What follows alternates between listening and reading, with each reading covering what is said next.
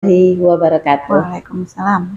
Selamat malam untuk seluruh pemirsa setia uh, Minang TV. Bertemu kembali dengan saya Desmanis bersama Dokter Ririn hari ini. Dokter Ririn di acara ngopi pada malam minggu ini ya Bu Dokter ya. Ngobrol pintar. Di acara Ngobrol Pintar. Yang mana pada malam hari ini kita sudah 2 minggu tidak bertemu dengan pemirsa Minang TV ya Bu Dokter. Betul. Karena Bu Dokter kemarin pergi Jambore Totok Punggung ya Bu Dokter. Nah Bu Dokter ini terbangnya kemana-mana.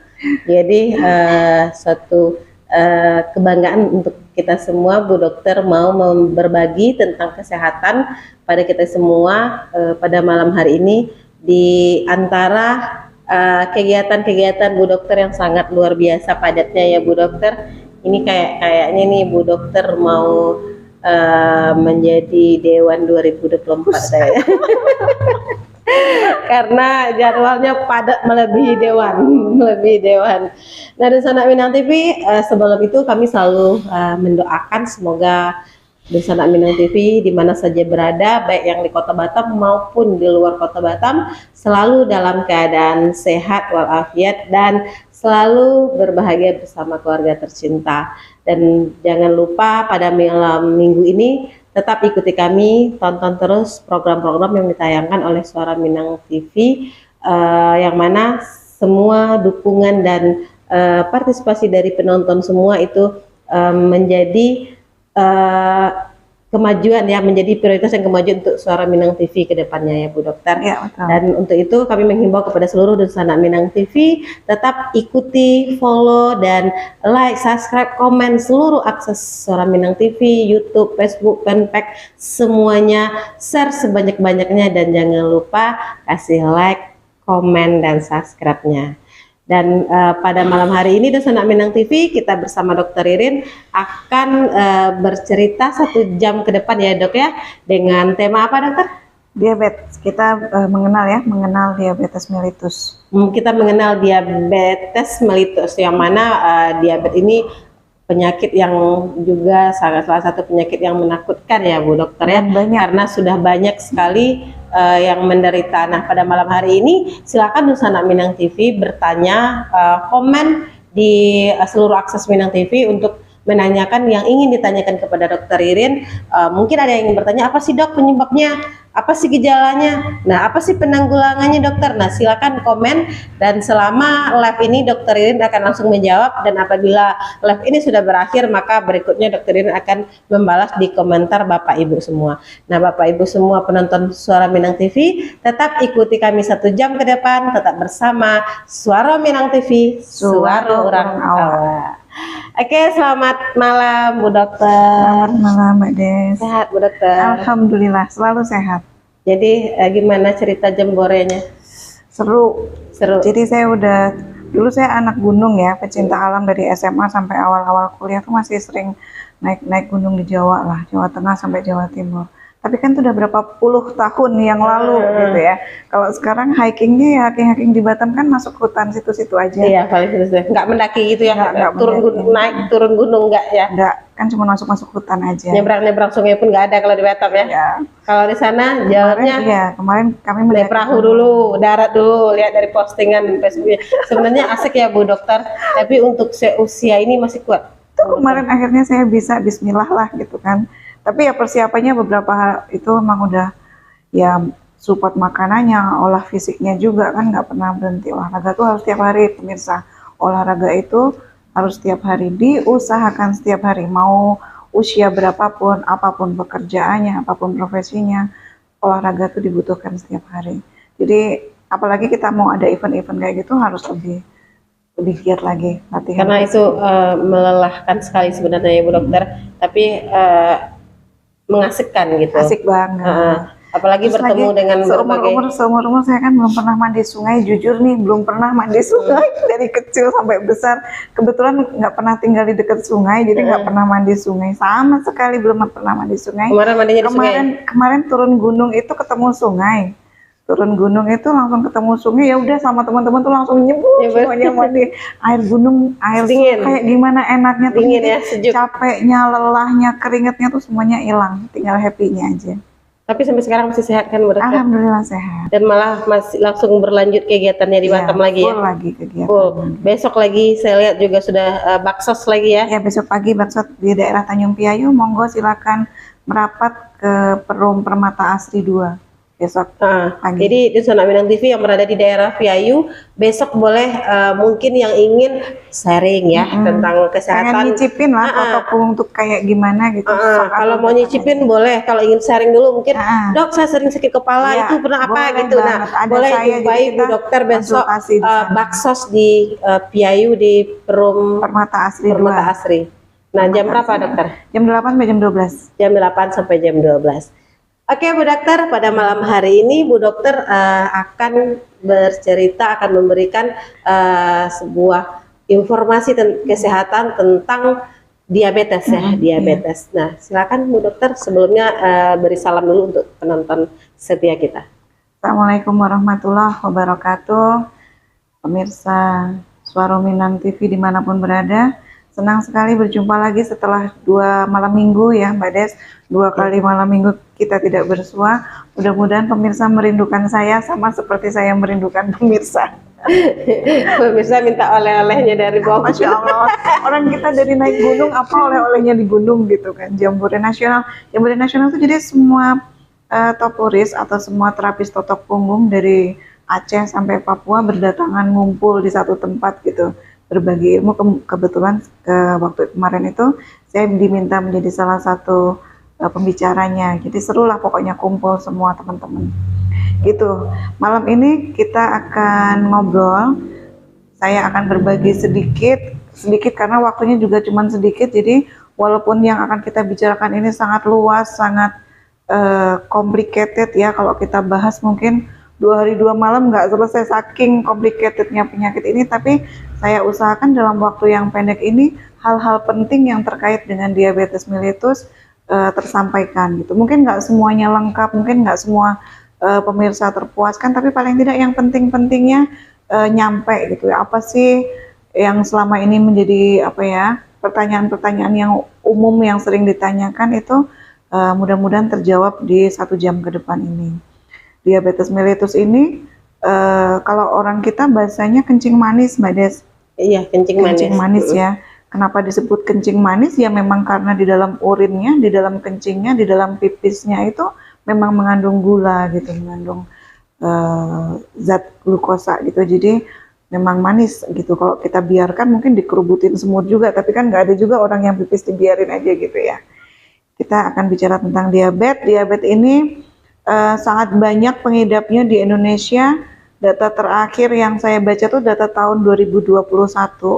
Tahun 2021 di Indonesia ya, maaf saya belum sempat browsing di dunia, tapi di Indonesia tahun 2021 pengidap diabetes itu hampir 20 juta jiwa, tepatnya 19,47 juta jiwa. Sejuta aja banyak pemirsa, 10 juta aja banyak, ini hampir 20 juta jiwa tahun 2021, tahun kemarin, data tahun kemarin akhir tahun 2021. Dan di Indonesia dan di seluruh dunia, Indonesia adalah nomor 5. Indonesia di seluruh dunia peringkat nomor 5 penderita diabetes yang terbanyak di antara negara-negara lain. Jadi menurut saya hal ini patut diangkat karena pasti banyaklah di sekitar kita, entah orang tua kita, nenek, tante, tetangga, kakak, abang, teteh, pasangan kita, mungkin banyak pasti yang ya mungkin dari baru sekedar keluhan-keluhan sampai yang kondisinya udah gawat, sampai yang kemudian meninggal karena diabetes, atau meninggal karena komplikasi-komplikasi yang lain, atau karena adanya gangren atau luka di kaki yang membusuk dan seterusnya, sampai harus diamputasi dan seterusnya, banyak sekali. Sehingga menurut saya ini cukup layak untuk kita bicarakan malam ini. Itu Mbak Des. Mbak Des, ada yang keluarga kenalan sakit kencing manis? Sebenarnya mungkin banyak ya Dok ya. Tapi yang keluarga dekat-dekat banget nggak ada sih, cuman di sekitaran kita itu banyak sekali. Banyak ya? Banyak. Apalagi diabetes itu karena suka makan yang manis-manis ya, Dok. Nanti kita bicarakan. Nggak, kebanyakan gitu kan. Apalagi kata orang kalau suka banyak makan nasi, kalau makan nasi kurang makan sayur, kurang makan ini gitu. Ya, mungkin itu salah satu pemicu aja, tapi penyebabnya banyak. Banyak. Gitu. Jadi diabetes ini atau kencing manis ini bukan satu jenis penyakit tersendiri ya. Diabetes itu bukan satu jenis penyakit tersendiri. Diabetes itu disetujui bahwa diabetes itu adalah suatu sindrom, artinya kumpulan gejala, bermacam-macam kumpulan gejala yang muncul menjadi satu gejala klinis yang disebut diabetes mellitus. Jadi bukan satu jenis penyakit, tapi ada kumpulan macam-macam gejala ya, suatu sindrom yang merupakan sindrom gangguan metabolisme yang sifatnya kronis. Penyebabnya sangat beragam, multi etiologi, multifaktor, heterogen, poligen dan sebagainya. Jadi sangat banyak, sangat complicated, nggak melulu karena faktor keturunan, nggak melulu karena orang tua salah satu atau dua-duanya mengidap diabetes. Tapi keturunan itu juga ada besar, pengaruhnya besar, tapi nggak melulu karena itu gitu. Sangat multifaktor. Orang tuanya diabetes belum tentu anaknya kena, dan orang tuanya tidak diabetes belum tentu juga anaknya tidak kena gitu. Jadi sangat multifaktor. Cuman ketika orang tua menderita diabetes, tentu potensi atau risiko anak untuk juga menderita diabetes itu cukup besar. Apalagi kalau dua-duanya suami istri sama-sama penderita diabetes, kemungkinan anak untuk menderita juga sangat besar. Hal yang terpenting dari diabetes mellitus itu adalah tingginya kadar gula dalam darah. Tingginya kadar gula dalam darah ya. Jadi kita nggak bisa bilang, aduh saya begini nih, saya begini, kayaknya saya diabetes nih gitu. Nggak bisa. Pemeriksaan untuk diabetes itu harus dilakukan di laboratorium, diambil darahnya, diperiksa gitu untuk diketahui kadar gula darahnya tinggi. Dan ketika kadar gula darahnya tinggi, itu pun belum tentu dia menderita diabetes gitu. Jadi banyak pemeriksaan lebih lanjut gitu. Ada mungkin kita habis makan yang berlebihan, misalnya makan nasi banyak, habis itu minum yang manis, habis itu makan kacang hijau dalam waktu yang cepat, dalam waktu yang dekat gitu ya.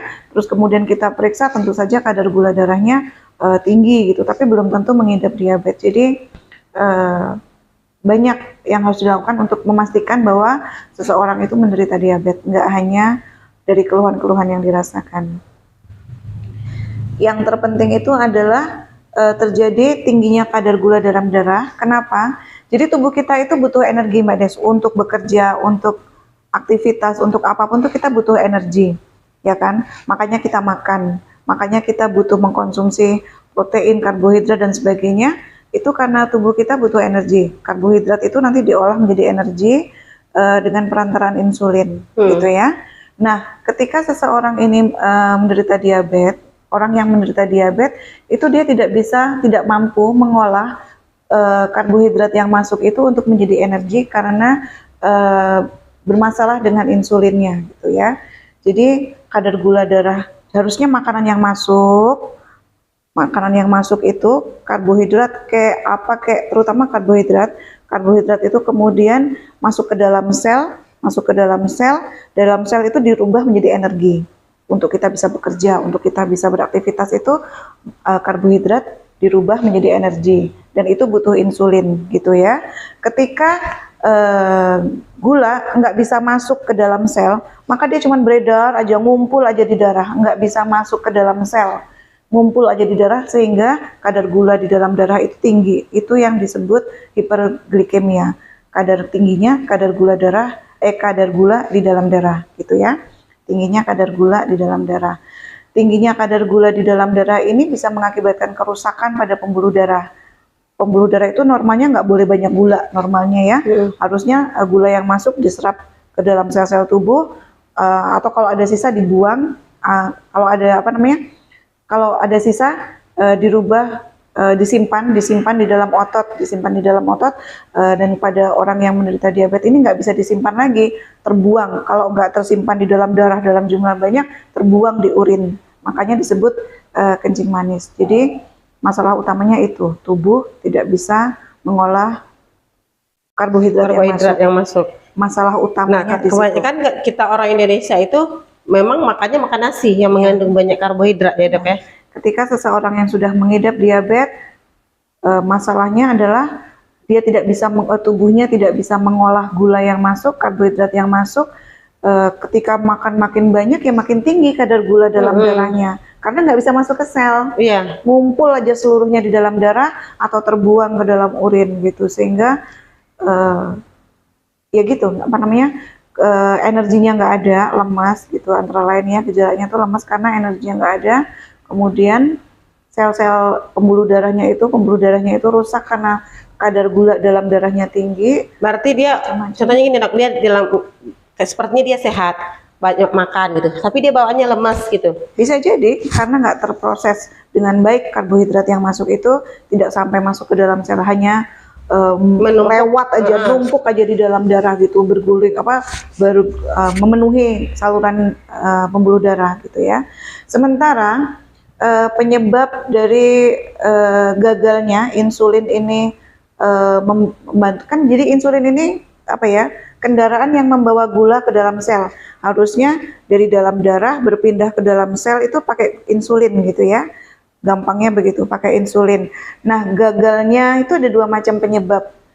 Yang pertama itu insufisiensi insulin. Maksudnya yang pertama itu defisiensi produksi insulin. Jadi memang produksi insulinnya terganggu. Jadi sel-sel beta pankreas, pankreas itu salah satu organ di dalam tubuh manusia yang memproduksi hormon insulin, Mbak. Jadi pankreas memproduksi hormon insulin. Nah, pada saat pankreas ini, sel-sel beta pankreas ini tidak memproduksi dengan cukup, ini bisa mengakibatkan defisiensi. Defisiensi itu artinya kekurangan ya, kekurangan hormon insulin karena produksinya yang terganggu, satu. Atau penyebab yang kedua, gagalnya insulin membawa glukosa ke dalam sel itu, penyebab kedua itu adalah sel-sel tubuh tidak responsif terhadap insulin. Jadi sel-sel tubuhnya, insulinnya ada, tetap terproduksi, tetap beredar, tetap ada, tapi sel-sel tubuhnya tidak responsif terhadap insulin, tidak bisa menerima insulin gitu. Jadi resisten terhadap insulin. Jadi dua macam penyebabnya. Tadi glukosa yang masuk, karbohidrat yang masuk itu harus dari darah dibawa ke sel dengan perantaraan insulin. Permasalahannya pada diabetes ada dua macam. Satu, produksi insulinnya yang terganggu, atau sel-sel tubuhnya yang nggak responsif terhadap insulin, gitu Mbak ya. Jadi yang pertama tadi itu yang defisiensi insulin itu, yang produksi insulinnya yang sangat sedikit atau terganggu, ini yang disebut diabetes tipe 1.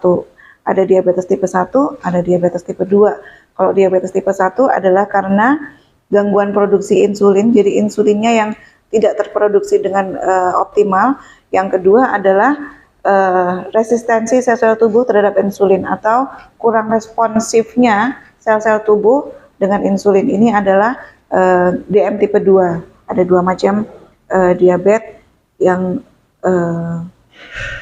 mengakibatkan seseorang itu gagal memasukkan glukosa ke dalam sel-sel tubuh. Itu ada pertanyaan? Ada. Tapi sebelum itu Bu Dokter, kita mengucapkan turut berduka cita karena cucu dari Pimpret, dari pimpinan redaksi Suara Minang TV meninggal dunia. Innalillahi wa inna ilaihi rajiun. Katanya infonya tadi masih di dalam kandungan ibunya, tapi sudah meninggal gitu. Jadi pada malam hari ini keluarga besar SM TV, SMKP turut berduka cita atas meninggalnya cucunya dari Pak Pimpret, dan juga untuk malam ini SMKP tutup. Jadi tidak beroperasi dulu untuk satu malam ini. Untuk pertanyaan ada tadi Bu Dokter. Itu yang pertama dari Imra, Minang TV di mana itu sahabatku? Minang TV ada di Batam Pak Imra, di Tiban Koperasi. Kalau boleh tahu Pak Imranya di mana ya? Kemudian Erianti, Assalamualaikum Bu Dokter. Waalaikumsalam warahmatullahi wabarakatuh. Kemudian Pak Andi Samudra, Assalamualaikum Bu Dokter. Tanya, Apa tanda-tanda atau keluhan seorang menderita diabetes mellitus? Oke, siap. Terima kasih. Nah, gitu. Silakan Bu Dokter. Nanti ya Bang Andi, kita urut Sampai ke dulu, sana ya. sampai nanti. Tadi kita baru pendahuluan apa itu diabetes, kenapa seseorang menderita diabetes gitu ya. Jadi permasalahannya adalah tubuh tidak bisa mengelola karbohidrat yang masuk. Penyebabnya dua macam.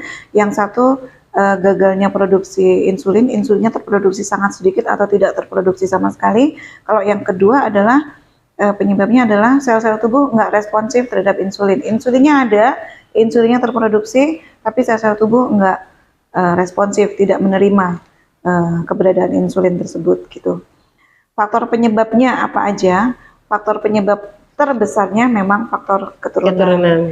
Ya, tadi sudah saya sampaikan bahwa kalau salah satu atau kedua orang tua menderita diabetes, menderita kencing manis, maka kemungkinan atau resiko anak untuk juga menerima diabetes itu sangat besar. Jadi bukan tertular, misalnya suami istri, suaminya diabetes, kemudian istrinya ikut-ikut diabetes, nggak mungkin itu suatu hal yang mustahil. Diabetes tertular dari pasangan lewat hubungan jenis apapun nggak bisa. Yang ada adalah genetik karena dia ada di dalam gen. Jadi keturunan faktor terbesarnya. Terus kemudian untuk yang diabetes tipe 1 yang gagalnya produksi insulin terproduksi sangat sedikit, itu faktor terseringnya adalah karena autoimun. Jadi antibodi tubuh menyerang sel-sel beta pankreas sendiri sehingga sel-sel beta pankreas tidak bisa menghasilkan insulin yang cukup gitu. Penyebab yang lain adalah sindrom ovarium polikistik. Sindrom ovarium polikistik ini mengakibatkan peningkatan produksi androgen di ovarium dan mengakibatkan resistensi insulin. Kemudian jangan salah bahwa kencing manis atau diabetes ini juga bisa disebabkan oleh virus, pemirsa. Diabetes mellitus itu juga bisa disebabkan oleh virus.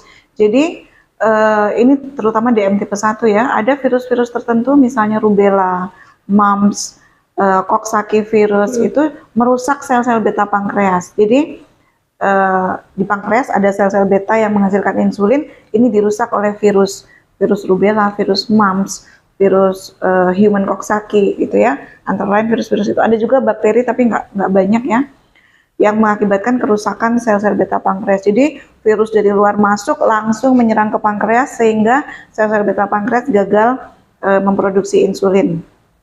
Itu keturunan 1, autoimun 2, sindrom ovarium polikistik 3, virus dan bakteri 4, dan yang terakhir itu agen-agen toksik, hal-hal yang beracun, benda-benda makanan atau hal-hal yang beracun, misalnya racun ini racun tikus.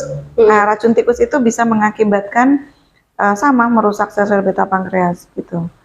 Kemudian jenis-jenis jamur tertentu itu juga ada yang bisa merusak sel-sel beta pankreas. Jadi ada banyak beragam penyebabnya. Memang yang terbesar untuk DM tipe 2 itu penyebabnya adalah faktor keturunan. Kemudian selain faktor penyebab, maka kita perlu pertimbangkan juga faktor resiko. Beda ya Mbak Des, kalau faktor penyebab itu sesuatu yang menyebabkan secara langsung, seperti tadi keturunan itu kan sesuatu yang langsung, atau racun itu kan masuk ke tubuh merusak sel-sel pankreas, itu kan sesuatu yang langsung menjadi penyebab gitu ya. Kalau faktor keturunan berarti dia antar pasangan tuh dia tidak bisa menular. Berarti dia udah masing-masing itu bawaan dari masing-masingnya. Jadi kalau mau milih pasangan dites dulu diabetes. Supaya anak kita anaknya terselamatkan. Boleh, tapi biasanya kalau cinta udah nggak mikir itu lagi. Kalau tadi faktor penyebab, kalau faktor risiko itu faktor yang membuat seseorang mempunyai kemungkinan lebih besar, kecenderungan lebih besar untuk terkena gitu ya. Beda dengan penyebab. Penyebab itu langsung dia menyebabkan. Kalau faktor risiko itu sesuatu yang menjadi seseorang itu mempunyai kecenderungan lebih besar, kemungkinan lebih besar, resiko lebih besar untuk terkena gitu ya. Kalau faktor resiko DM yang tipe 1, DM yang defisiensi insulin tadi, antara lain udah jelas tadi faktor keturunan udah ya, yang juga itu adalah faktor geografi. Faktor kondisi alam.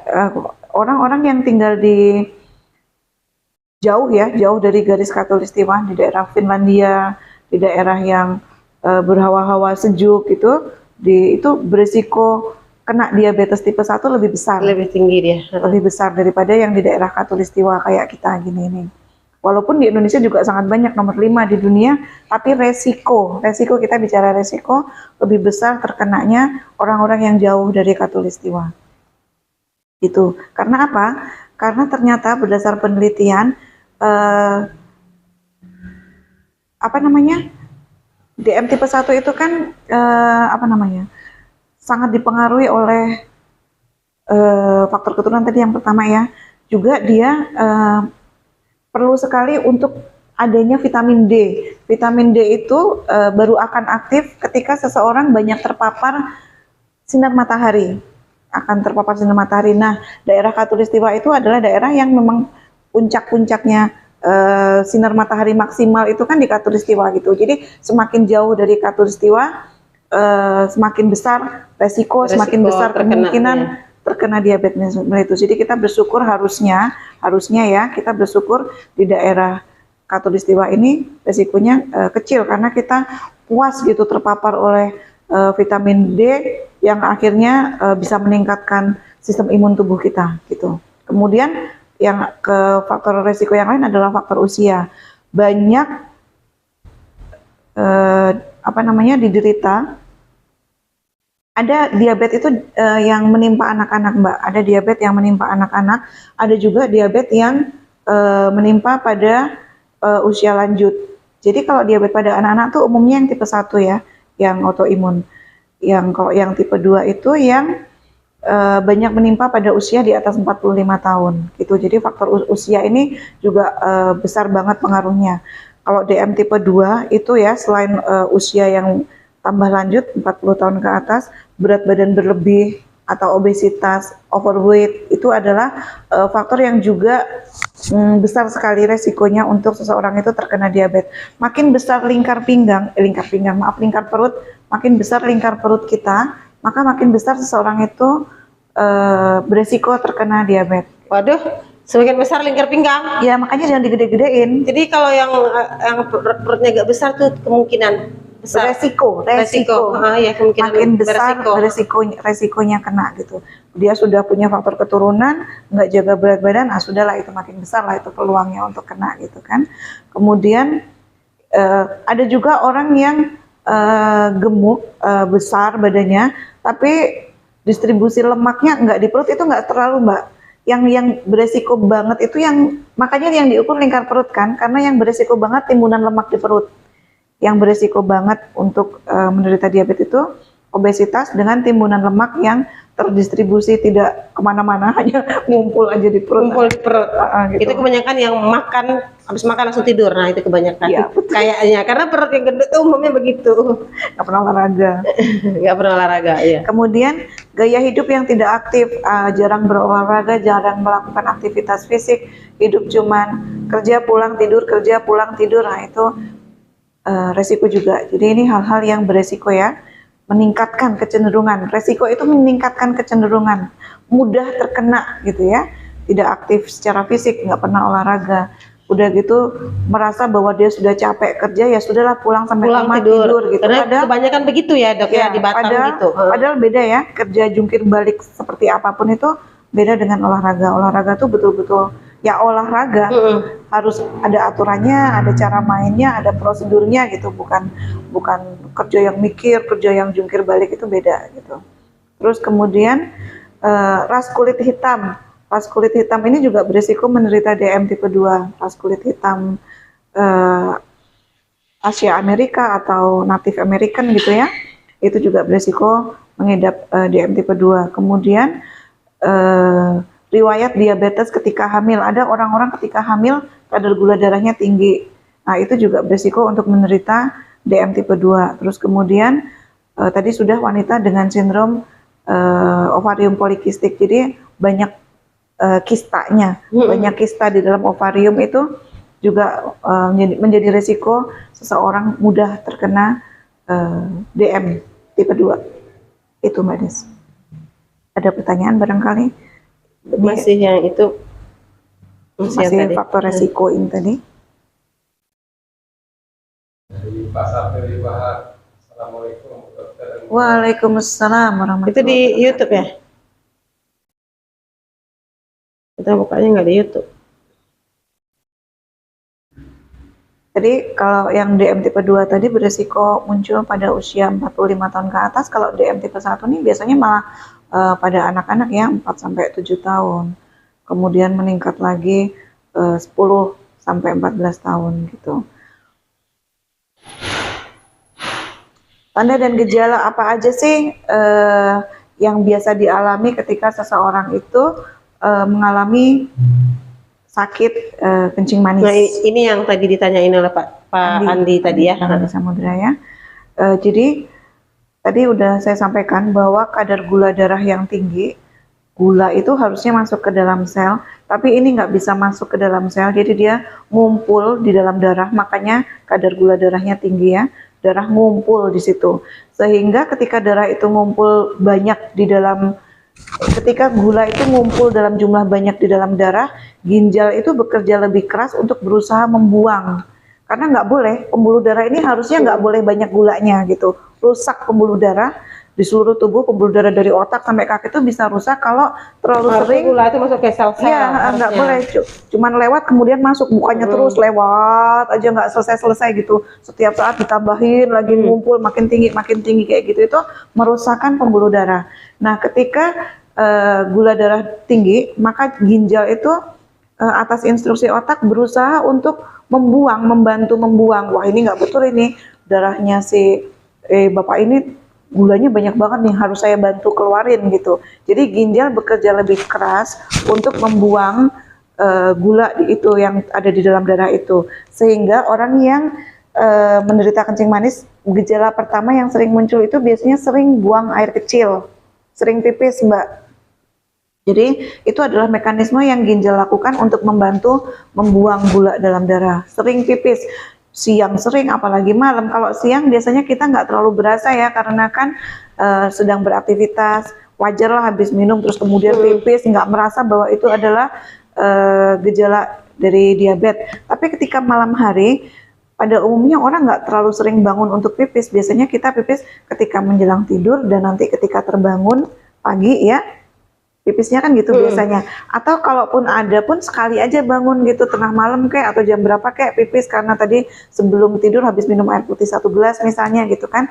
Nah pada diabetes ini malam pun harus sering bangun untuk buang air kecil, jadi sangat terganggu gitu. Baru terasanya ketika sering terbangun malam karena kebelet buang air kecil. Terus kemudian karena ginjal berusaha membuang gula banyak-banyak, sering pipis, maka tubuh ini kekurangan cairan, sehingga orang yang menderita diabetes ini merasa sering haus gitu. Jadi ceritanya begitu, sering pipis, sering haus, karena tubuh mengalami dehidrasi ya, terbuang terus, pipis terus, terbuang terus, maka tubuh mengalami kekurangan cairan, sehingga otomatis rasanya tuh haus terus. Hausnya tuh nggak tertahankan, pokoknya pengen minum dan minum. Barusan minum segelas tuh udah sebentar aja rasanya udah. Tapi sering pipis. Sering pipis gitu. Memang ginjal berusaha membuang itu gitu kan. Barusan minum segelas udah haus lagi. Kalau kita kan minum segelas kan nanti lagi lah ya, kepingin minumnya itu kan nggak buru-buru banget gitu ya. Kalau pada orang yang diabetes ini nggak tahan, hausnya tuh tak terkirakan, harus segera minum gitu rasanya. Walaupun nggak bekerja keras. Ya, walaupun cuma duduk manis, haus yang berlebihan. Kemudian terjadi penurunan berat badan karena nggak ada energi. Semua energi karbohidrat yang masuk itu terbuang lewat urin, kan nggak bisa masuk ke sel, nggak bisa menjadi energi. Jadi dia penurunan berat badan, berarti dia rata-rata kurus. Iya, rata-rata kurus, biasanya kurus. Kita harus menyesuaikan dengan diri kita nih. Kita sering pipis iya, tapi kita nggak kurus, makin gemuk. Nah, berarti belum. Kan emang pada tidur malam berapa kali bangun buat? Kadang mau 3 kali 4 kali. Oh iya, sebelum tidur banyak? Nggak banyak minum juga sih. Orang tua ada yang diabetes? Enggak juga. Enggak, ya. Kita tunggu nanti gejala. Makanya satu persatu. Rasa haus yang berlebihan? Enggak juga. Enggak, ya oke. Oh itu berarti hal yang lain. penurunan berat badan. Jadi udah. ini enaknya di Sonak Milenial TV kita cerita dengan dokter. Jadi kita bawanya ke diri kita sendiri. Nah, penonton juga rasa-rasa nih gitu kan di diri kita. Oh, rasanya saya juga begitu. Nah, rasanya oh ini nggak ada. Nah, kalau ragu, nah silakan tanya dengan dokter Irin. Pada malam hari ini gratis. Tapi kalau besok datang ke tempat prakteknya dokter Irin bayar. Oke, kemudian adalah karena tadi penurunan berat badan, energi itu nggak ada karena semua energi yang masuk, semua karbohidrat yang masuk nggak terolah, nggak bisa nyampe ke sel. Jadi badan itu rasanya lemes, letih, lelah yang berlangsung dalam waktu yang lama, kelelahan yang kronis gitu istilahnya. Padahal nggak bekerja keras, Iya, tapi bawanya lelah, letih, gitu. lelah dan letih gitu, rasanya kok capek aja ya bawaan tuh kok nggak ada bugar-bugarnya gitu ya. Rasanya tuh lemes aja karena emang nggak ada energi, semua gula yang masuk terbuang atau ngumpul aja di dalam darah gitu, padahal kita butuh energi gitu kan ya. Terus kemudian rasa lapar yang berlebihan karena itu tadi semua energi terbuang, kita ngerasa lemes, kepengennya makan gitu. Jadi tadi pipis banyak, bukan pipis banyak, pipis sering, rasa haus yang berlebihan, kelelahan yang kronis ya, kelelahan yang rasanya kayak nggak masuk akal, mau nggak ngapain-ngapain, cuma diem aja kok lelah, capek banget gitu, rasanya lelah, letih gitu itu. Terus kemudian rasa lapar yang juga berlebihan, makan itu nggak bisa sedikit. Orang yang menderita kencing manis nggak bisa makan sedikit, karena hasrat untuk makan, rasa laparnya tuh gede banget gitu loh. Sering tapi makan juga banyak. Iya, banyak, jumlah besar. Tapi dia penurunan berat badan, tapi Iya, makan makin banyak. kebuang. Oh, kebuang. Semuanya kebuang melalui urin, nggak ada yang nyampe jadi tenaga gitu. Makanya ya itu tersiksa sekali ya orang yang seperti itu. Terus kemudian tadi karena apa namanya tubuh mengalami dehidrasi, air banyak yang terbuang ya melalui urin, maka tubuh mengalami dehidrasi, sel-sel tubuh, kulit semua ini karena dehidrasi menjadi kering, dan kulit yang kering ini menimbulkan rasa gatal. Orang yang menderita diabetes biasanya merasakan gatal yang nggak jelas juntrungannya di seluruh badannya. Jadi bukan gatal karena digigit nyamuk, bukan gatal karena alergi, nggak ada apa-apa, biasa aja, tapi rasanya kok pengen garuk aja, gatal-gatal nggak jelas. Tapi nggak ninggalin bekas apa-apa? Ya karena digaruk akhirnya bekas, tapi bukan karena ada bintiknya apa, terus kemudian digaruk jadi bekas gitu, enggak. Ya karena bekas garukan aja gitu. Karena kulit kering, diabetes itu sel-sel tubuh kekurangan cairan. Tadi kan apa namanya kekurangan cairan? Kekurangan cairan karena terbuang semua tadi, dehidrasi. Karena dehidrasi Kulit tuh kering. kulit jadi kering, sehingga kalau kulit kering itu rasanya gatal gitu, pengen garuk aja tanpa ada yang ngegigit, tanpa ada alergi apapun, gatal aja rasanya, bawaannya garuk. Makanya orang yang diabetes coba dilihat pasti badannya luka-luka, lecet-lecet karena bekas-bekas garukan, gatal aja bawaannya. Orang yang bilangnya ini darahnya manis gitu, pernah dengar nggak? Iya. Kakinya lecet-lecet, bonyok-bonyok gitu kan, Karena dia kena sedikit luka dia langsung ini lama gatal gitu, wah ini darahnya manis gitu. Ya memang darahnya manis karena kadar gula darahnya tinggi, terasa gatal di kulit karena kering, karena dehidrasi. Kemudian ada infeksi, ada luka, ada memar yang susah sekali sembuh. Kalau kita terbentur ujung pintu, terbentur ujung meja, itu kebiruan, lebam, memar itu sebentar aja 2-3 hari hilang gitu ya.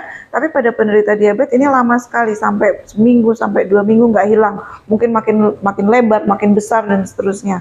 Begitupun luka, kalau kita tersandung sesuatu sehingga ujung jempolnya berdarah gitu, luka gitu, sebentar aja kita kasih betadine, kita tutup pakai Hansaplast, mungkin sehari 2 hari udah kering, udah nyambung lagi. Kalaupun ada sobekan sedikit udah nyambung lagi, udah rapat lagi, udah nggak masalah gitu. Pada penderita diabetes nggak bisa begitu.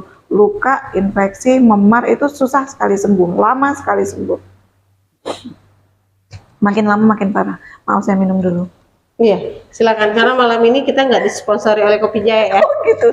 Padahal saya tadi berangan-angan, aduh kayaknya udah lama sekali saya nggak minum kopi Jaya. Nyampe sini tadi saya mau minta kopi Jaya, tapi kata Bu Des, kita tutup karena sedang berduka gitu. Tadi juga berharapnya gitu. Jadi orang ini bikin cappuccino Mau minum cappuccino enggak? Kalau cappuccino udah biasa, bisa bikinnya sendiri. Iya. Tapi kalau kopi jahe nggak bisa bikin. Hanya ada di sini pemirsa. Hanya dari sini. Enaknya nggak bisa diceritakan, harus datang ke sini rasakan sendiri. Tadi pun dia mintanya kopi teh tarik itu kan. Orang yang bikinnya nggak ada Pak, katanya mau nggak ganti kopi jadi? Oh enggak, saya nggak mau, saya maunya itu.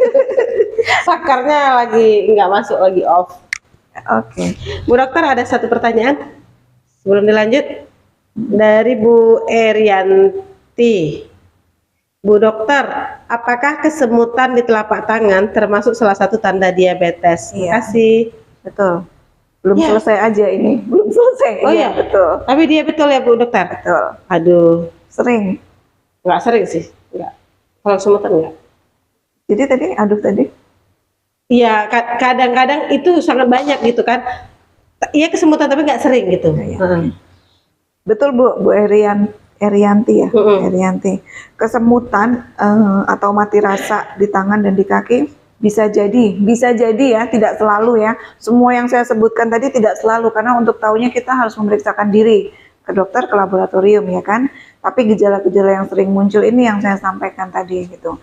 Kesemutan dan mati rasa itu bisa jadi salah satu tanda menderita diabetes gitu. Tapi kan ada tanda-tanda yang lain banyak ya, dan faktor resiko yang lain dan faktor penyebab yang lain.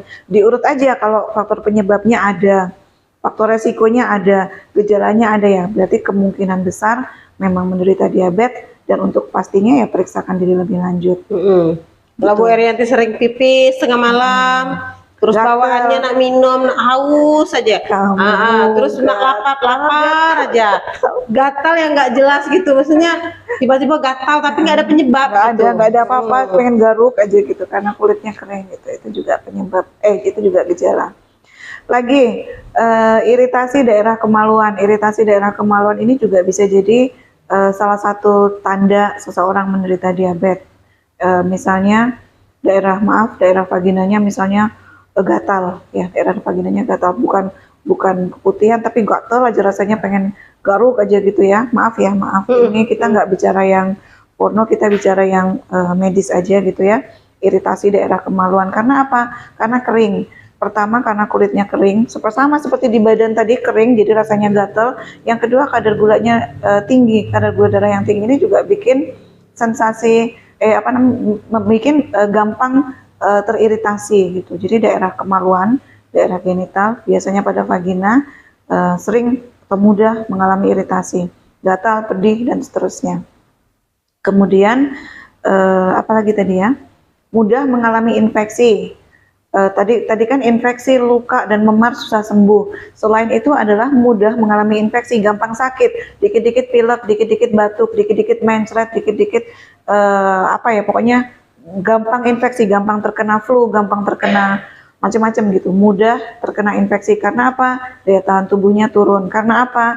Karena karbohidrat dan zat-zat gizi yang diperlukan itu nggak nyampe ke dalam sel, nggak ada energi, daya tahan tubuhnya rendah, jadi orang gampang mengalami infeksi. Terus kemudian keletihan, lelah yang terus-menerus, udah tadi ya Mbak, keletihan, lelah yang terus-menerus, capek yang rasanya udah tidur pun, bangun tidur masih capek gitu, pokoknya nggak ngapain-ngapain pun capek, lelah, letih, lesu kayak gitu ya. Terus kemudian biasanya juga mudah tersinggung. Kenapa? Karena badan ini rasanya nggak enak badan terus gitu loh. Badan itu rasanya nggak enak badan terus, udahlah badan gatel, udahlah. Mudah tersinggungnya perasaannya maksudnya?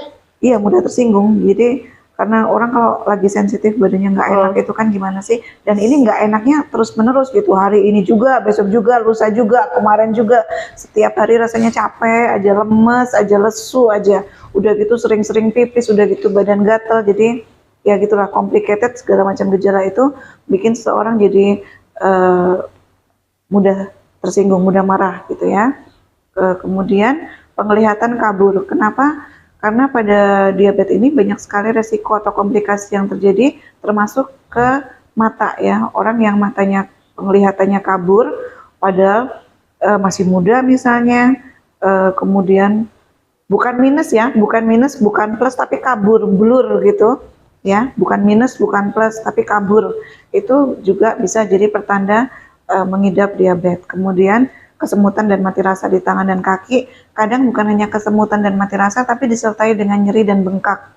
Ya, kadang hanya mati rasa doang, kadang hanya kesemutan doang, kadang kesemutan disertai nyeri, kadang kesemutan disertai bengkak gitu. Jadi Iya, kadang kelihatan ya. Kalau kaki bengkak itu biasanya terjadi pada orang-orang yang diabetes. iya, betul. Jadi itu tadi semuanya gejala-gejala itu kalau Bapak Ibu pemirsa di rumah dimanapun berada merasa ada, nggak perlu heboh duluan, nggak perlu panik duluan, ditelusuri aja dulu penyebabnya. Yang pastinya ada periksakan. apa enggak. Iya, kalau mau tahu pastinya periksakan. Tapi kalau belum mau periksa masih mau menduga Tapi, juga di rumah, Dok, penyebabnya tadi ada nggak penyebabnya? Ada nggak di telapak tangan nih kayaknya kayak gula itu dia ininya merah gitu, enggak di ujung-ujung jarinya Tidak, gitu. tidak. Tapi kalau sudah kronis, sudah parah, sudah apa namanya, sudah parah lah ya, udah berat, udah kondisinya udah berat, mungkin mati rasa ujung-ujung jari. Kan tadi ada kesemutan dan mati rasa. Dicubit gini nggak terasa sakit misalnya. Itu udah parah banget. Udah parah banget karena pembuluh darah dan persyarafan itu rusak semua gara-gara kadar gula darah yang tinggi. Neuropati diabetes itu yang paling sering mengakibatkan seorang yang mengalami kesemutan itu berarti kalau seseorang yang diabetes kemudian sering mengalami kesemutan dan mati rasa itu artinya sudah komplikasi ke syaraf ya. Neuropati kesemutan itu neuropati, jadi komplikasi dari gula itu bisa ke saraf yang gejalanya adalah kesemutan. Komplikasi ke mata gejalanya penglihatan kabur gitu. Ada lagi? Masih Bu Erianti. Iya. Mau nanya lagi Bu Erianti Dokter. di mana sih? Bu Erianti di Batam apa di luar Batam ya?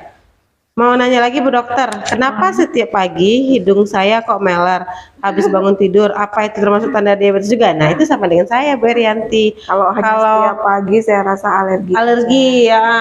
Jadi kalau alergi itu memang nggak ada obat ya Dok. Iya.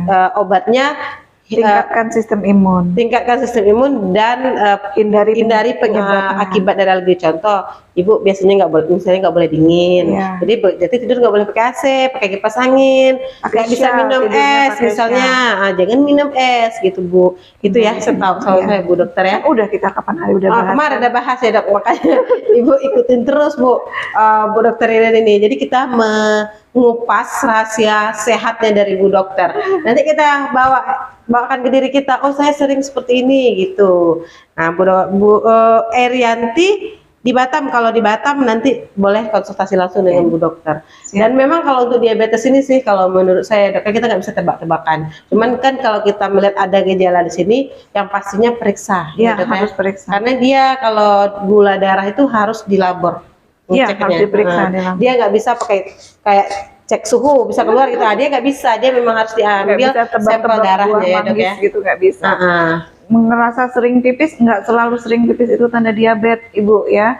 Sering pipis itu juga bisa pertanda seseorang mengalami infeksi saluran kemih atau ada masalah di ginjal. Bisa, bukan diabetes, nggak ada hubungannya sama diabetes, hanya infeksi saluran kemih saja itu bisa mengakibatkan seorang kebelet pipis terus gitu. Atau masalah-masalah lain apa ya, rasa haus yang berlebihan ya, kok gampang banget haus, sedikit-sedikit minum juga belum tentu diabetes gitu.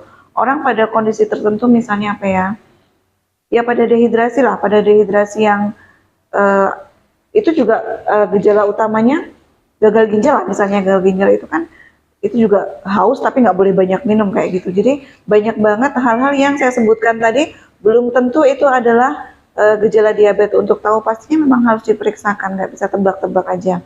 Gatal-gatal nggak jelas itu juga belum tentu diabetes. Karena ada juga alergi, karena seperti sekarang nih Dok, banyak tuh gatal-gatal. Ada yang alergi AC, begitu AC langsung merah dingin semua, kayaknya gitu. Ya, alergi dingin. Jadi Bu Dokter, ternyata Bu Erianti ini dia dari Padang. Masya Allah.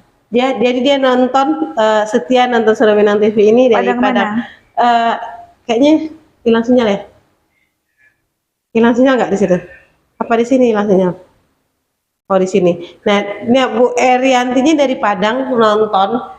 Yang dari Batam aja belum ada yang bertanya. Berarti orang Batamnya sehat-sehat kayaknya. Karena Padang memang dingin Dok. Oh iya.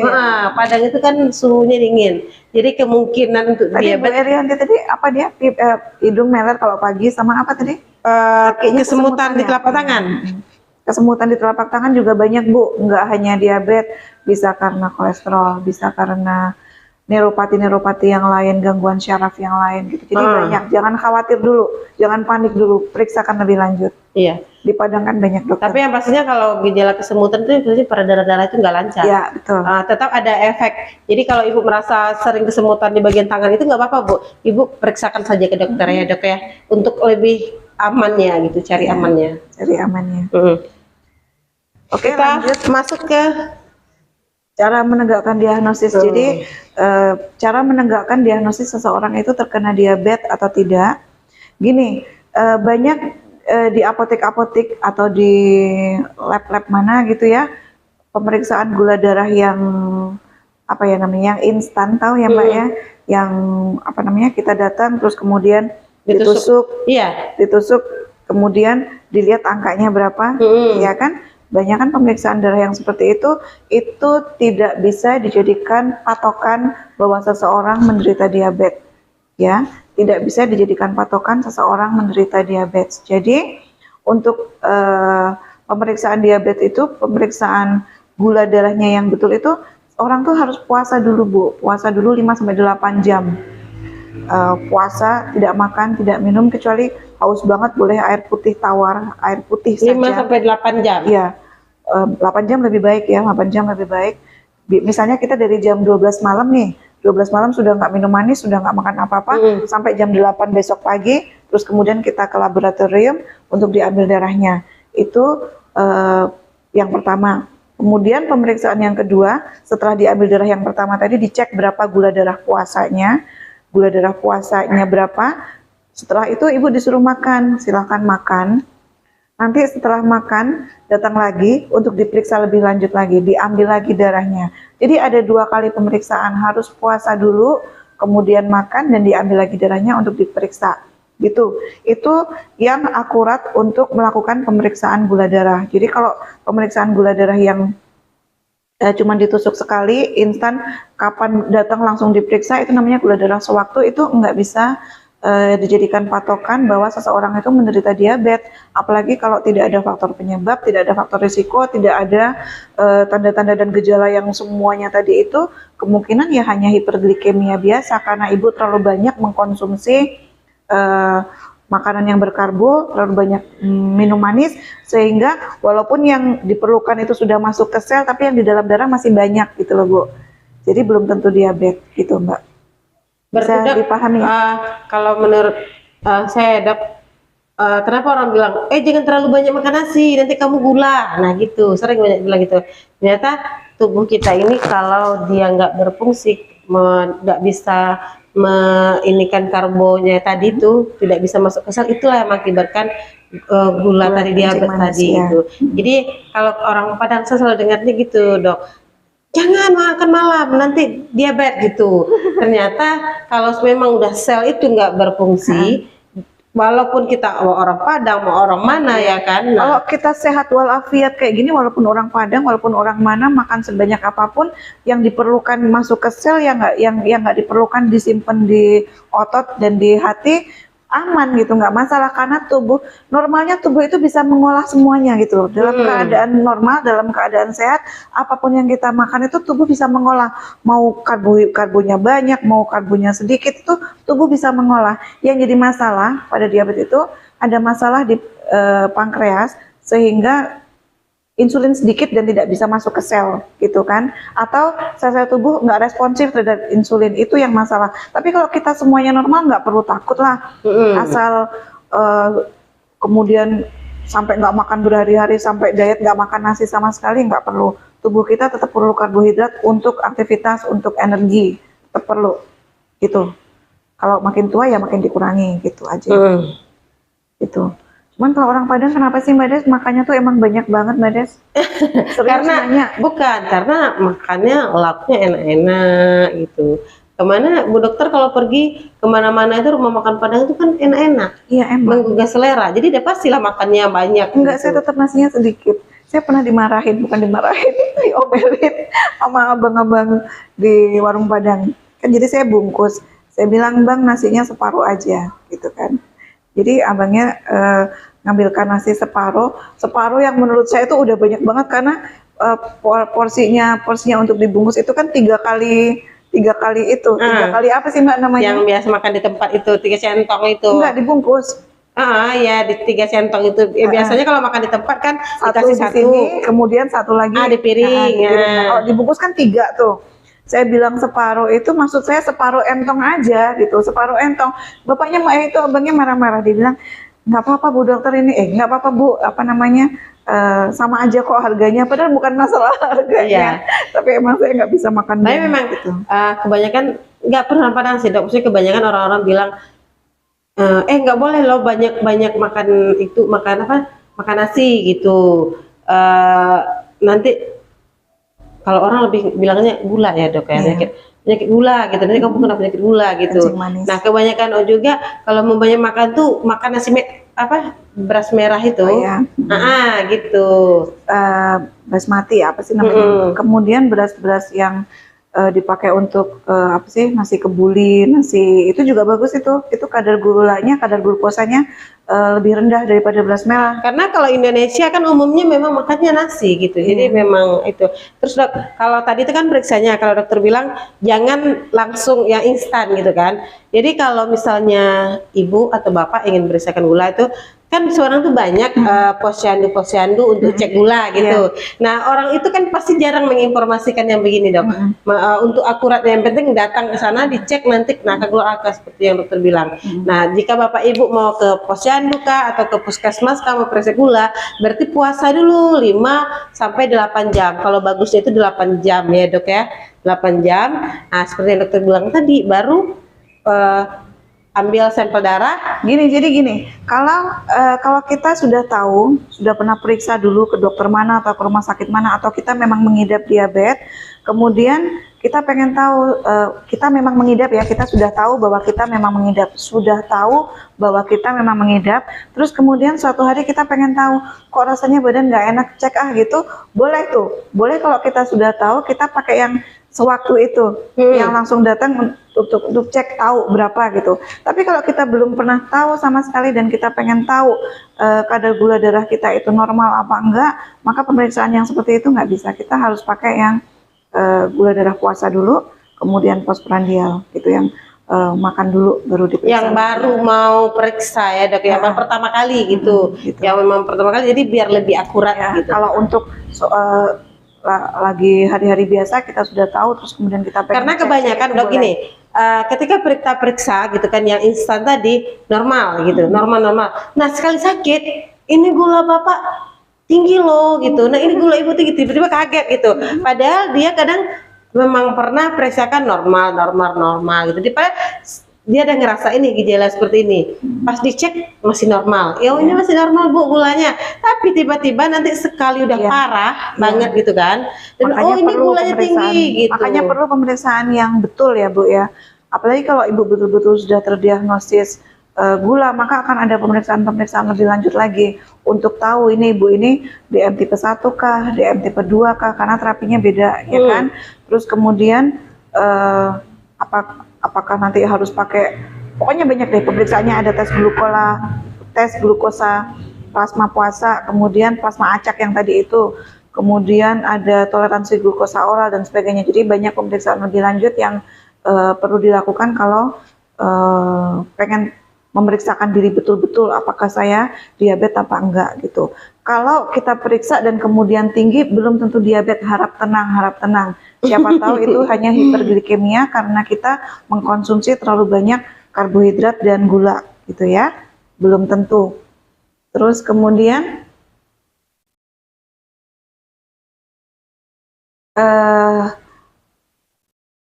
terapi ini, jadi gini, kebanyakan orang nggak paham ya, bahwa berpikir bahwa kalau sudah menderita diabetes itu yang harus dilakukan pertama adalah kadang bahkan nggak pakai ke dokter, nggak pakai periksa, cek aja sendiri dan kemudian dikasih tahu hasilnya tinggi, udah langsung ke apotek beli obat sendiri.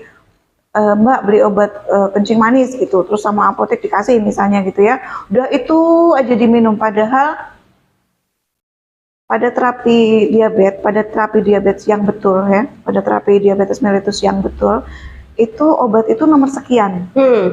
Obat itu bukan terapi utama untuk diabetes ya. Untuk menormalkan gula ini. Iya, itu bukan. Tidak selalu orang diabetes itu harus minum obat gitu ya. Yang pertama harus dilakukan itu adalah memodifikasi gaya hidup. Gaya hidup kita selama ini gimana? Karena berdasarkan penelitian ternyata walaupun faktor keturunan ada, kalau gaya hidupnya bagus tuh orang nggak kena loh Mbak. Gitu, ada faktor keturunan, terus kita sadar orang tua kita punya darah tinggi, maka kita langsung merubah gaya hidup kita, diet rendah karbo, olahraga yang aktif, hidup sehat itu sebagainya nggak kena, bisa nggak kena gitu loh. Bisa terjaga supaya tidak kena walaupun orang tua positif diabetes. Jadi yang pertama harus dilakukan itu adalah merubah gaya hidup, memperbaiki gaya hidup yang selama ini apa aja lah, yang selama ini nggak pernah terpikirkan oleh kita, nggak pernah olahraga, sibuk pagi bangun kerja pulang tidur kayak gitu-gitu, itu harus dirubah. Apapun alasannya, sesibuk apapun, sebutuh apapun kita mengejar rupiah misalnya, kalau kita punya resiko diabetes, ayo ubah gaya hidup kita. Sempatkan olahraga, berjemur di matahari itu penting sekali. Kita beruntung tinggal di daerah Khatulistiwa, bisa dapat sinar matahari, bisa aktif vitamin D-nya gitu kan, dibanding mereka-mereka yang tinggal jauh dari Khatulistiwa. Merokok, jaga berat badan, jauhi obesitas, jauhi overweight, itu sangat penting sekali. Makin besar lingkar perut, makin obes, makin besar kecenderungan seseorang mengalami diabetes gitu ya. Itu sangat penting banget. Hindari mengkonsumsi banyak karbo, itu jelas lah ya, sudah tahu lah ya.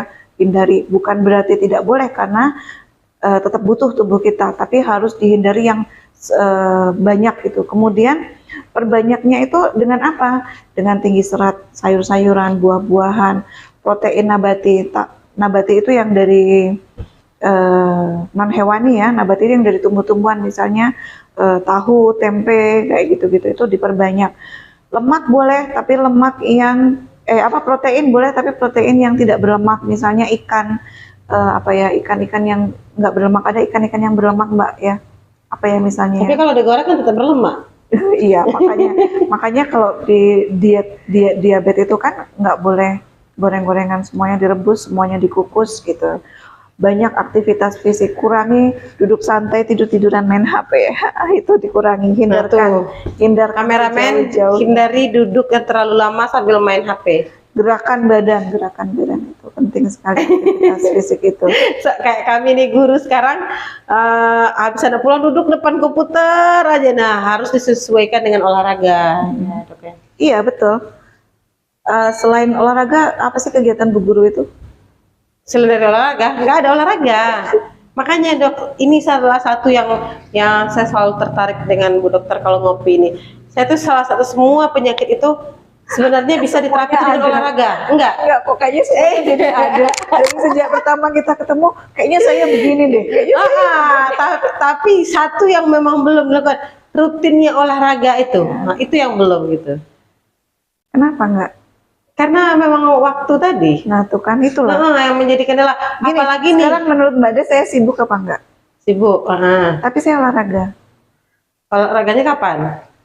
Setiap hari. Dokter kan nggak terikat dengan jam kerjanya pemerintah. Iya. Jadi boleh lah agak molor. Bisa itu nggak bisa dijadikan alasan. Tapi saya berpikir kalau saya masih oke lah rasanya itu Dok. Tapi orang-orang yang kerja di perusahaan itu, mereka itu masuk jam 7 pagi, pulang jam 7 malam. Otomatis jam 6 mereka kan udah berangkat. Belum lagi siang mereka udah berangkat. Udah terbenam lagi matahari, mereka baru pulang kan nggak pernah terkena sinar matahari. Terus mereka kurang olahraga. Nah di situ saya berpikir memang seharusnya olahraga itu harus. Tapi kan nggak mungkin sekali seminggu kan Dok olahraga tuh. Kurang. Harusnya tiap hari, tiap pagi itu ya. Bukan pamer ya. Bukan pamer. Saya emang dari dulu suka olahraga. Pertama itu dari dulu suka olahraga. Olahraga saya pemirsa treadmill setiap hari, tiada hari tanpa treadmill. Plus aerobik juga kalau lagi rajin banget setiap hari. Kalau enggak saya sempatkan paling enggak 3-4 kali seminggu. Ini setiap hari loh. Treadmill itu setiap hari 4-5 kilo, 30-an menit itu udah cukup lah. tiap hari, tapi harus rutin tiap hari lari. Terus kemudian itu tadi aerobik, kalau saya lagi rajin banget, lagi merasa harus turunin berat badan, saya aerobik 2 kali sehari 30 menit pagi. Emang turun berat badan kita? 30 aerobik? menit pagi, 30 menit pagi, 30 menit sore gitu. Itu kalau saya rajin banget. Kalau saya lagi agak malas-malas, paling tidak seminggu 3-4 kali. Nggak perlu di klub, nggak perlu di lapangan bola, nggak perlu di mana, di rumah aja, pakai YouTube, ikutin aja. Kalau yang saya ikutin tuh aerobik yang kardio ya, yang untuk jantung itu, yang olahraga untuk jantung itu. Terus kemudian saya berenang, tapi berenang ini nunggu ada temennya. Hobi saya berenang, Mbak Des. Makanya Ini yang saya gede, hobi saya berenang dari dulu, hobi saya berenang. Terus kemudian sekarang yang lagi saya getol-getolnya, lagi seneng-senengnya banget, sekarang saya lagi panahan, belajar panahan. Itu untuk mengasah otak. Ya olahraga juga, Olahraga otak, lebih ke otak ya. Fisik juga loh, fisik juga loh. Kalau memanah itu, kalau fisik berarti cuma bagian ini. Keringatkan juga, keringatkan juga. Ya pokoknya tetap ada yang dilakukan di bawah matahari gitu. Jadi saya olahraga pemirsa, di antara segala macam kesibukan saya sempatkan, karena saya tahu hampir semua penyakit itu insya Allah resikonya bisa dikurangin Dengan ya olahraga. dengan olahraga. Kalau diet saya emang nggak doyan-doyan amat makan ya, tapi menghindari gorengan itu kan suatu hal yang sulit, bener nggak? Menghindari Enggak, lemak-lemak, masa gorengnya nggak suka. menghindari. Tapi makan nasi itu memang sebanyak. Masa kan ayam goreng, tahu goreng, tempe goreng, kan tetap aja semuanya digoreng-goreng itu kan. Belum lagi segala iya. macam masakan itu kan semua pakai minyak goreng, numis-numis bumbunya gitu kan. Menghindari itu kan sulit pemirsa. Jadi saya lebih tekankan ya tetap banyak sayur, banyak buah, tapi saya lebih giatin olahraga aja. Makin tua harus makin banyak olahraganya. Berarti pemirsa di sana setia Minang TV, semua penyakit itu saya lihat ya, pencegahannya itu dengan 1 olahraga, 2 merokok. Berhenti merokok. Iya kan? Betul. Nah dari awal dari kita ini ya Dok ya, Iya, itu betul. banyakin olahraga, kurangin merokok. Jangan stres. Jangan stres. Tidur malam yang cukup. Kalau stres ngopi aja ke SM Cafe, jumpa Bu Dokter, hilang stres. Oh iya, pemirsa, tadi saya belum selesai apa tadi pengobatan ya. Yang minum obat itu nomor sekian. Yang pertama sekali harus dilakukan adalah berubah gaya hidup yang tadi itu. Yang biasanya kita santai-santai, jarang olahraga, ayo perbanyak aktivitas. Apalagi kalau kita punya pembantu di rumah, udah masya Allah lah itu, kita pulang udah duduk manis, angkat kaki, nonton TV, pegang HP, semuanya semua Mbak, tolong ini, tolong itu, tolong ini, tolong itu. Nggak mau bergerak sendiri, walaupun cuma ngambil apa gitu di situ. Betul apa betul? Betul banget. Nah, betul banget. Iya, begitulah Mama. Kalaupun nggak ada pembantu, anak lah yang jadi korban. Kak, tolong ambilkan itu, Kak, tolong ambilkan itu. Nah, itulah. Padahal kita bisa loh ngambil sendiri di sana, pemirsa. Jalan sedikit, ngambil, duduk lagi. Bisa kan? Tapi itu yang tidak dilakukan orang-orang zaman sekarang. Mereka lebih suka duduk santai, mengistirahatkan diri, memerintahkan orang-orang yang bisa diperintah untuk melakukan apapun gitu. Saya pun kalau lagi kecapean banget, juga begitu, tapi kan nggak selalu, setiap hari tetap harus diupayakan untuk bergerak gitu loh, harus diupayakan, walaupun cuma 30 menit. Terus kemudian pola makan jelas ya, kita harus makan rendah karbo, tinggi serat. Kalau sudah betul-betul diabetes, maka datang dokter, ada ahli gizi, maka nanti dihitungkan diet karbonya, dihitungkan berapa kalori yang harus dimakan tuh ada hitungannya sendiri gitu. Terus kemudian seperti saya bilang tadi bahwa pada diabetes itu penyebabnya adalah insulin tidak bisa masuk ke sel karena produksinya yang gagal di pankreas atau karena sel-sel tubuh yang tidak responsif terhadap insulin.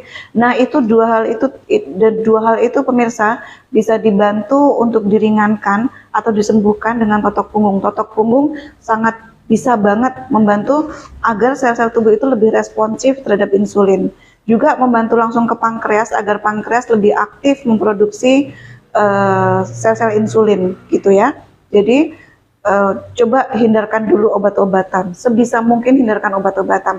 Lakukan dulu yang tadi, olahraga, dietnya yang betul, lakukan totok punggung, kemudian kalau memang betul-betul terpaksa semuanya sudah tidak bisa membantu, komplikasinya udah kemana-mana, nah itu memang harus melakukan terapi medis, dan yang terparah mungkin harus transplantasi pankreas ya. Yang terparah itu jadi cangkok pankreasnya yang rusak itu dilepas, pakai pankreas orang lain dipasangkan lagi. Itu yang terapi yang tersulitnya, yang terparahnya gitu. Jadi sebelum itu terlanjur, ayo sama-sama kita cegah karena sangat banyaknya diabetes ini. Itu tadi, walaupun orang tua ada resiko diabetes, kita bisa mencegah supaya resikonya itu mengecil di kitanya dengan cara kita sendiri yang harus merubahnya. Nggak bisa kita adalah pasrah lah, orang tua udah sakit, udah pasti nunggu waktu aja saya pasti kena. Jangan pemirsa. Banyak yang nggak kena karena diet banget mengubah gaya hidup. Gitu Mbak Des. Oke, Bu Dokter, kayaknya kita sudah kelebihan waktu ya. Oke. Harusnya kita cuma punya 1 jam, ini udah lebih dari 15 menit. Oh, iya. Silakan sampaikan statement Bu Dokter di udah tadi pokoknya apa tadi? Pertama ya, kalau memang kita mengidap, ya kalau kita memang mengidap diabetes, sudah tahu bahwa kita mengidap diabetes, nggak perlu berkecil hati, nggak perlu sedih, nggak perlu susah, tetap positive thinking, ubah gaya hidup, perbaiki gaya hidup, ikuti anjuran-anjuran dari dokter, lakukan hal-hal yang tidak merugikan tubuh kita, rutinkan totok punggung untuk mengaktifkan sel-sel tubuh yang tidak responsif tadi. Terus kemudian kalau kita belum mengidap diabetes, maka kita bisa cegah dengan itu tadi, banyak tadi, mencegah dengan cara memperbaiki, merubah, memodifikasi pola hidup yang nggak sehat, pola hidup yang nggak baik. Jauhkan rokok, stop rokok, ya, karena rokok itu besar sekali pengaruhnya kepada diabetes. Oke, itu aja. Oke, baik penonton setia Minang TV, tak terasa waktu. Satu lagi. Satu lagi buat pemirsa yang berada di daerah Tanjung Balai Karimun, barangkali ada yang menyimak.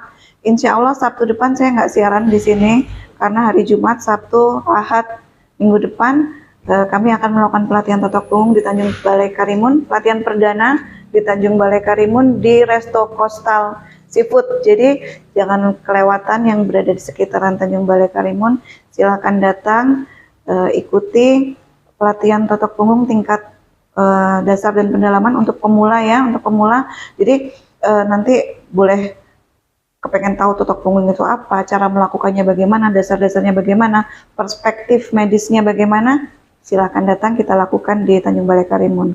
Di Batam minggu depannya lagi tanggal 17, 18 September insya Allah ada pelatihan untuk pemula. Kami tunggu. Oke, baik, pemirsa setia Minang TV, tak terasa 1 jam lebih kita sudah menemani malam minggu pemirsa. Jadi kami juga ingin bermalam minggu. Jadi kami mohon pamit undur diri, tetapi buat Sanak Minang TV, kami selalu berdoa semoga Allah Subhanahu Wa Taala selalu memberikan kesehatan kepada kita semua dan dijauhkan dari segala macam penyakit ya dok ya. Nah mudah-mudahan apa yang disampaikan oleh Bu Dokter pada malam hari ini bermanfaat untuk diri kita dan untuk orang banyak. Silakan berbagi video ini ke seluruh sanak kerabatnya untuk bisa mengetahui atau apakah kita terkena gejala diabetes, karena minggu kemarin kita minggu kemarin kita enggak, yang kemarin sebelum itu Nyeri sendi ya? Nyeri sendi, nah gitu. Jadi kita bisa mengantisipasi diri kita atau anak kita atau ibu kita, saudara kita gitu. Wah ini sudah mengalami gini gitu.